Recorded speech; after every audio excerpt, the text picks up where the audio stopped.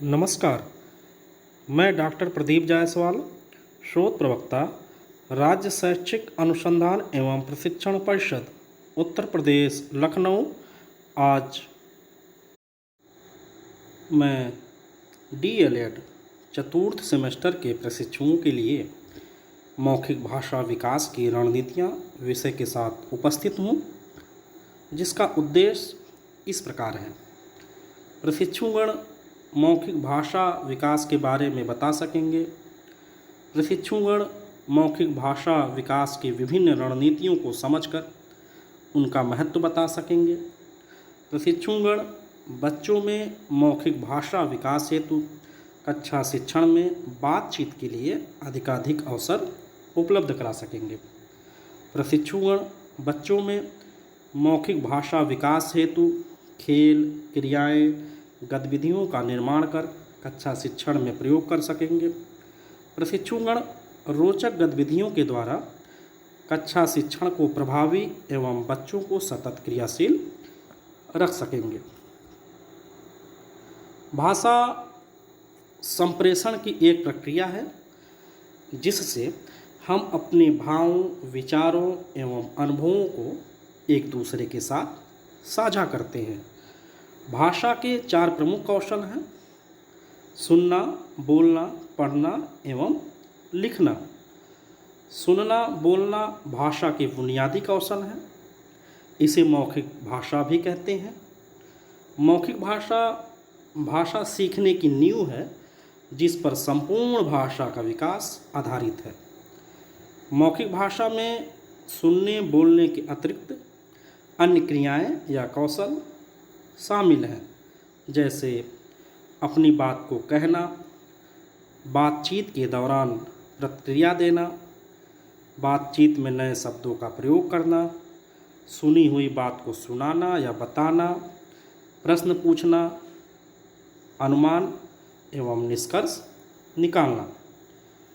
मौखिक भाषा विकास हेतु भाषा की कक्षा में बच्चों को बातचीत के लिए अधिकाधिक अवसर मिलने चाहिए।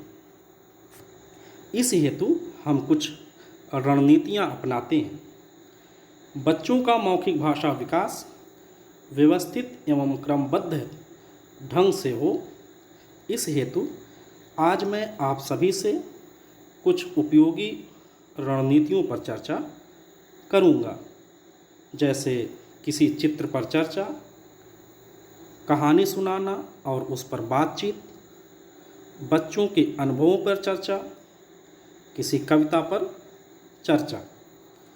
तो आइए अब बातचीत करते हैं चित्र पर चर्चा। बच्चों के लिए बातचीत के अवसर उपलब्ध कराने के लिए चित्र पर चर्चा करना उपयोगी माध्यम है।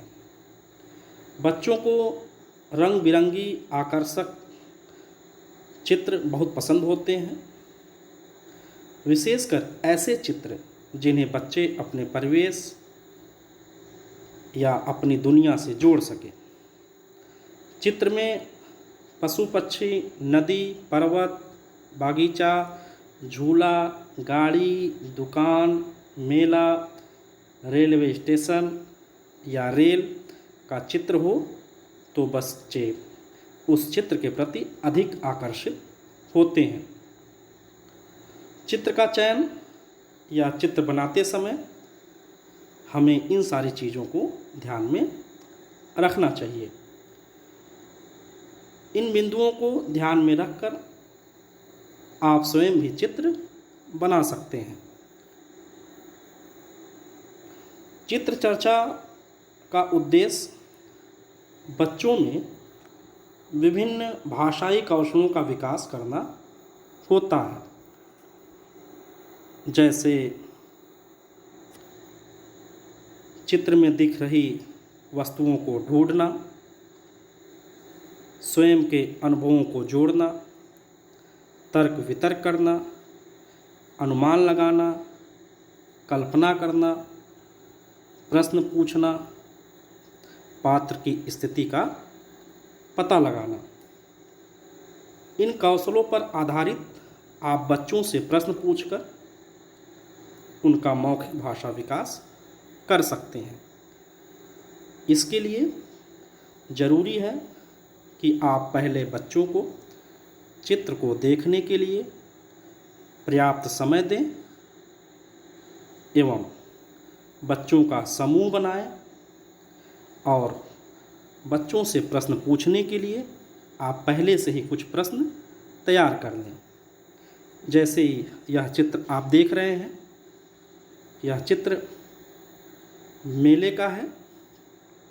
इस चित्र पर चर्चा करने के दौरान आप कुछ प्रश्न पूछ सकते हैं, जैसे चित्र में क्या दिख रहा है, चित्र में लोग क्या कर रहे हैं,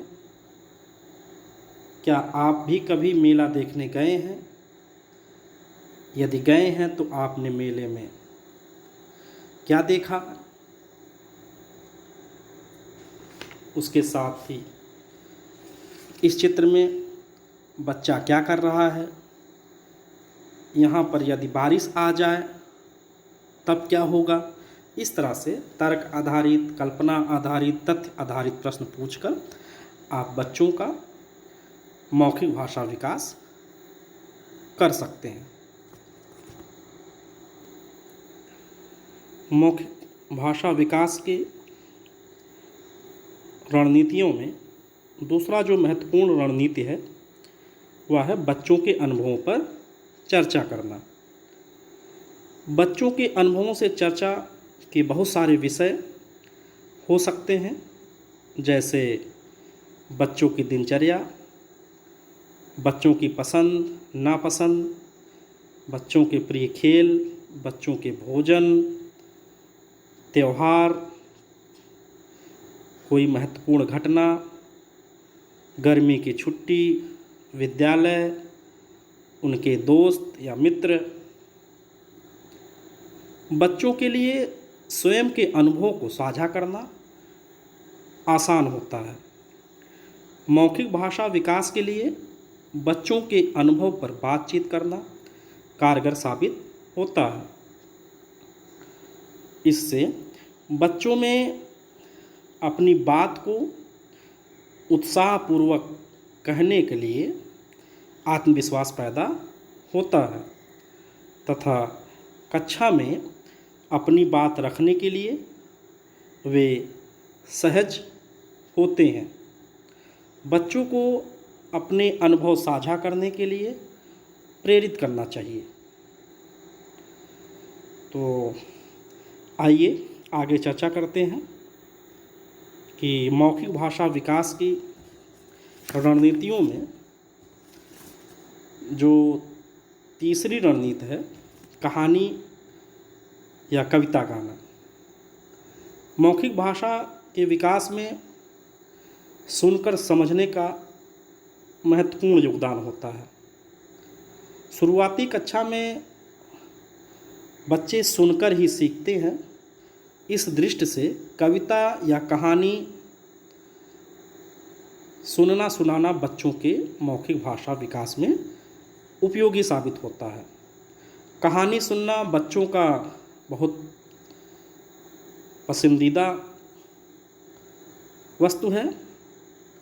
कहानी पर चर्चा के माध्यम से बच्चों में कल्पनाशीलता, चिंतन, अनुमान लगाना, तर्क करना, प्रश्न पूछना जैसे कौशलों का विकास सहजता से होता है।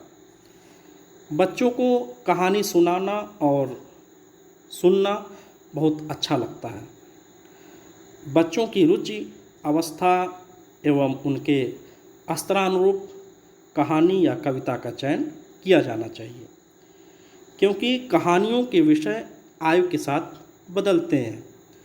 जैसे आरंभ में पशु पक्षियों या राजा महाराजा की कहानी, परियों की कहानी रुचिकर लगती है, किंतु धीरे धीरे जैसे बच्चे बड़े होते हैं उनको साहस, संघर्ष, युद्ध आदि की कहानियाँ रुचिकर लगने लगती हैं। कहानियों का कथानक सरल हो, ऐसी कहानियों का चयन किया जाए जिन्हें बच्चे याद करके स्वयं सुना सकें। इसी प्रकार कविता को सुनने से बच्चों में तुकांत शब्द, लय, नए शब्द आदि सीखने के अवसर मिलते हैं। कक्षा की शुरुआत एक मज़ेदार कविता से की जा सकती है। कविता के माध्यम से बच्चे डिकोडिंग, ध्वनि चेतना, प्रिंट चेतना आदि से परिचित होते हैं। कविता के द्वारा या कहानी के द्वारा बच्चों का मौखिक भाषा विकास सहजता से किया जा सकता है। यहाँ पर एक कहानी है, कविता है चाँद का कुर्ता। यह रामधारी सिंह दिनकर की कविता है कि हट कर बैठा चाँद एक दिन, माता से यह बोला, सिलवा दो माँ मुझे ऊन का मोटा एक झिंगोला। ये पूरी कविता है और ये बच्चों को बहुत पसंद आती है।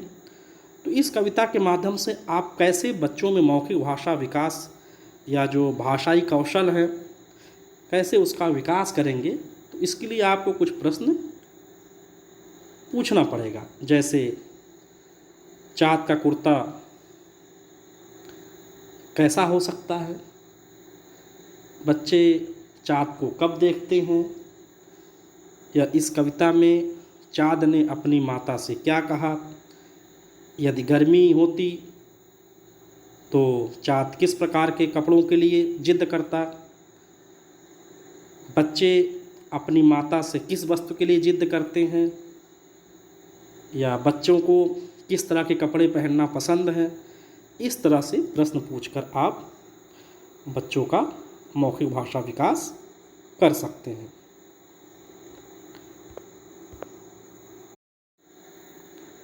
अभी आपने मौखिक भाषा विकास की रणनीतियों के बारे में जाना। आपके लिए कुछ असाइनमेंट है, इसे करके आप अपने संस्थान के हिंदी प्रवक्ता के साथ साझा करें। धन्यवाद।